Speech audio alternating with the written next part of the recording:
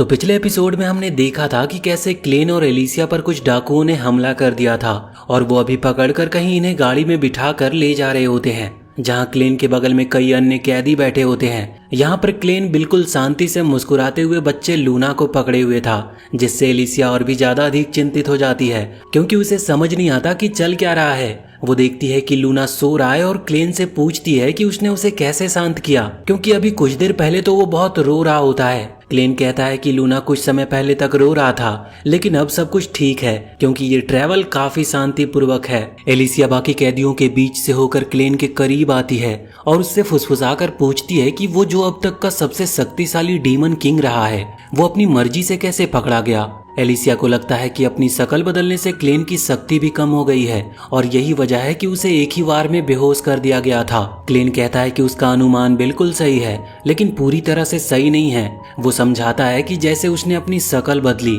वैसे ही उसका शरीर भी इंसानों की तरह कमजोर हो गया, जो उसे पता नहीं था। इसीलिए जब उसे पीछे से अचानक मारा गया तो वो बेहोश हो गया। तो मूल रूप से बात ये थी कि क्लेन की अभी डिफेंस सिस्टम बहुत कमजोर हो चुकी है, लेकिन वो अपनी शक्तियों का उपयोग करके इसे फिर से मजबूत बना सकता है। तो अब सवाल ये उठता है कि क्लेन अब तक इस मुसीबत से बाहर क्यों नहीं निकला।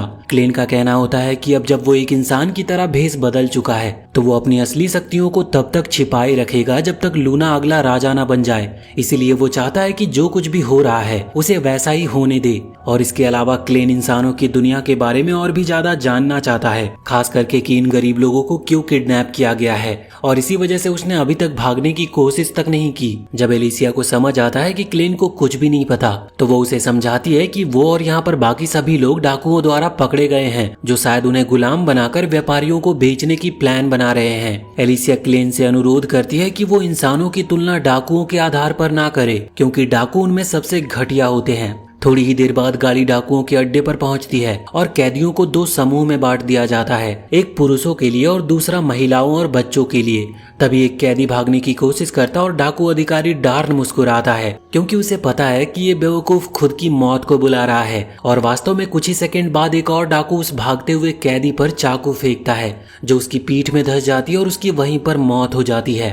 डार्न सभी नए कैदियों को चेतावनी देता है कि वो ये गलती कभी ना करे, वरना उनका भी यही अंजाम होगा। इसके बाद वो एलिसिया की ओर मुड़ता और उसे अपने साथ आने को कहता है। एलिसिया यहाँ पर कुछ कहती इससे पहले ही वो उसे घसीटते हुए अपने कमरे की ओर ले जाने लगता है। उसका मकसद एलिसिया की साजिश को उजागर करना था। क्लेन यहाँ पर सोच ही रहा होता है कि उसे करना क्या चाहिए।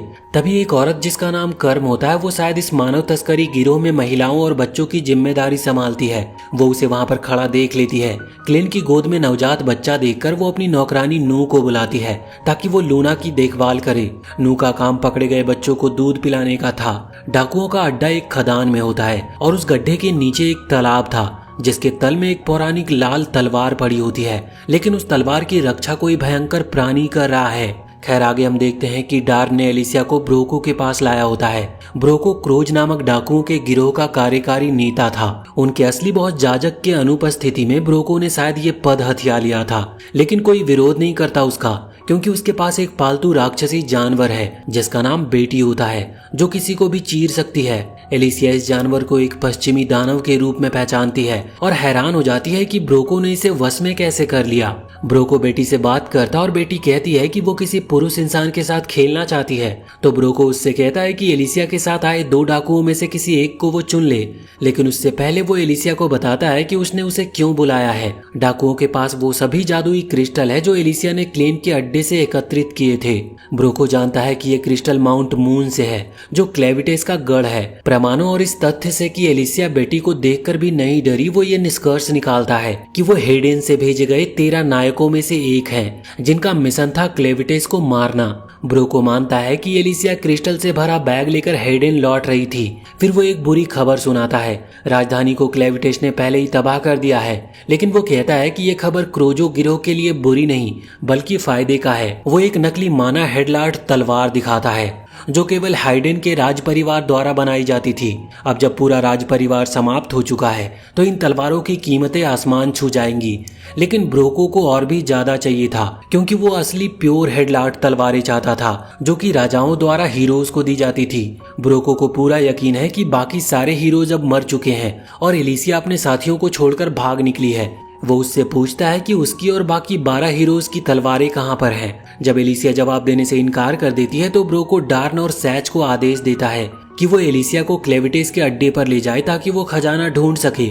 यहाँ पर डार्न सुझाव देता है कि वो एलिसिया को किसी दूसरे खजाने के लिए ले जाएं जो पहले से उनके निशाने पर है, लेकिन ब्रो को अपनी योजना पर अड़ा रहता है। वो दोनों को कहता है कि वो जाने से पहले एलिसिया के साथ थोड़ा एक्सरसाइज कर ले ताकि वो यात्रा के दौरान कोई परेशानी ना करे। उधर क्लेन कर्म के बैंडिट सिन में वेटर की तरह काम कर रहा था। कई डाकू कर्म पर डोरे डालने की कोशिश भी करते हैं और क्लेन बस यही सोचता है कि ये लोग कितने घटिया हैं। वहीं नू लूना को दूध पिला रही होती है। यहाँ पर नू की बाकी जिम्मेदारियां भी होती है। यहाँ पर वो वेट्रेस के तौर पर भी काम करती है, लेकिन वहाँ पर डाकू ग्राहकों द्वारा उसका बहुत ही शोषण किया जाता है। क्लेन चुपचाप से अपना काम करता और कई डाकू उसकी सेवा से काफी प्रभावित भी होते हैं, लेकिन कर्म को क्लेन को देखकर कुछ अजीब लगता है। सबको लगता है कि वो एक ऑर्क है उसकी सींगों की वजह से, लेकिन उसकी त्वचा बहुत हल्की है और उसकी आंखें किसी हत्यारे जैसी लगती है। यहाँ पर दो डाकू नू को पकड़ते और उसे रात भर शारीरिक शोषण के लिए ले जाते हैं। सुबह वो उसे घावों और चोटों से भरा छोड़ देते हैं। यहाँ पर वो शिकायत तक नहीं करती और चुपचाप लौटकर फिर से लूना को दूध पिलाने लगती है, लेकिन वो दो डाकू अचानक कमजोरी और चक्कर महसूस करने लगते हैं और फिर रहस्यमयी तरीके से खत्म हो जाते हैं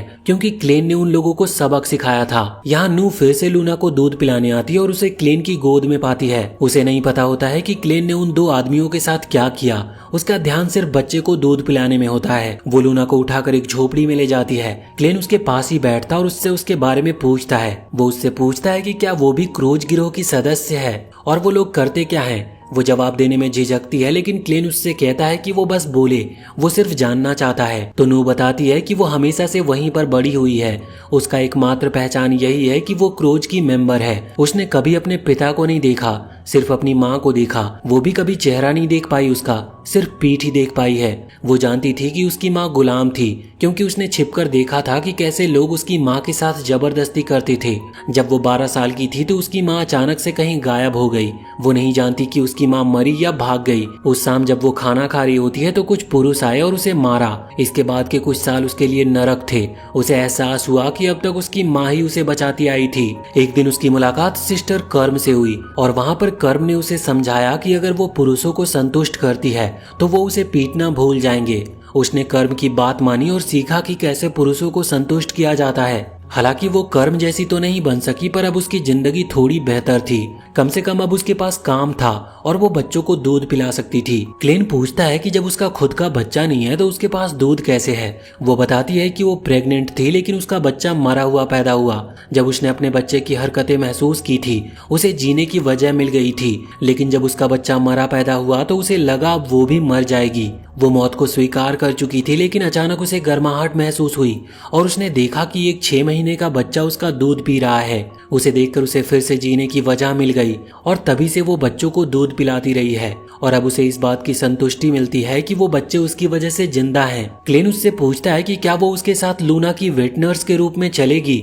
वो जोर देता है कि उसे लेने का कोई इरादा नहीं है, लेकिन लूना को वो पसंद है और यही काफी है। लूना भी उसे छूकर ये जताता है कि वो उसे चाहता है। नू जानती है कि ये बहुत ही कमाल का ऑफर है, लेकिन उसे लगता है कि क्लेन भी एक गुलाम है। वो कहती है कि वो चाहती तो है, लेकिन उसके पास और भी बच्चे हैं जिन्हें वो जीवन देना चाहती है। वो क्लेन को लूना सौंप देती है और वहाँ से चली जाती है। उधर गिरोह एलिसिया को एक पुल पर ले जाते हैं और वो उससे कहते हैं कि वो उस पर चले। जब वो पुल के बीच में पहुंचती है तो नीचे देखती है।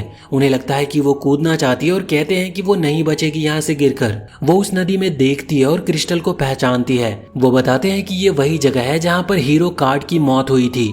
तभी एक गुलाम चैलेंज करता है कि अगर वो नदी से वो चीज निकाल लाए तो उसे और उसकी पत्नी को रिहा कर दिया जाए। उसकी पत्नी उसे जाने को कहती है। वो नदी में कूदता है, लेकिन तुरंत राक्षस आकर उसे खा जाते हैं। एलिसिया जानती थी कि वो उसे नहीं छोड़ेंगे। वो जगह एल्बिस साफ्ट होती है जहाँ कई राक्षस 300 साल पहले एक बाढ़ के कारण आ गए थे और वहाँ पर उसकी तलवार मौजूद थी, लेकिन उसे निकालना नामुमकिन था। एलिसिया उन्हें नीच कहती है क्योंकि उन्होंने जानबूझकर उस लड़के को मरवाया था। वो उसे चेताते हैं कि वो सलाह देने के लिए वहाँ पर नहीं है और अब वो आदमी सामने है जो उसे मारेगा। एलिसिया देखती है कि वो एक बहुत ही भयानक आदमी है जो कि उस पर कूदता है और सोचता है कि वो उसके कपड़े फाड़ डालेगा, लेकिन उससे पहले एलिसिया उसका हाथ तोड़कर उसकी तलवार ले लेती है और फिर पुल की रस्सियों को काटकर नीचे छलांग लगा देती है। वो खुद से कहती है कि वो क्लेन की बात पर भरोसा कर रही है कि वो मरेगी नहीं। लेकिन अब वो मरेगी या फिर जिंदा रहेगी और ये कहानी हमें कहाँ लेकर जाएगी ये हम अगले एपिसोड में देखेंगे। तो वीडियो अगर पसंद आई हो तो चैनल को सब्सक्राइब करके बेल आइकन जरूर दबा लें और कमेंट सेक्शन में हमें बताएं कि आपको ये कहानी कैसी लग रही है।